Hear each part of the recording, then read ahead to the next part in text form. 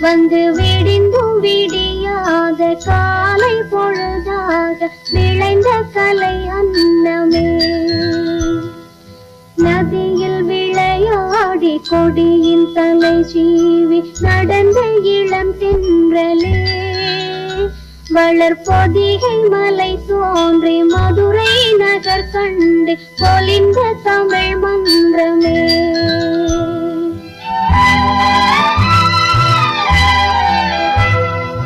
மலர்ந்து மலராத பாதி மலர் போல வளரும் விழி வண்ணமே.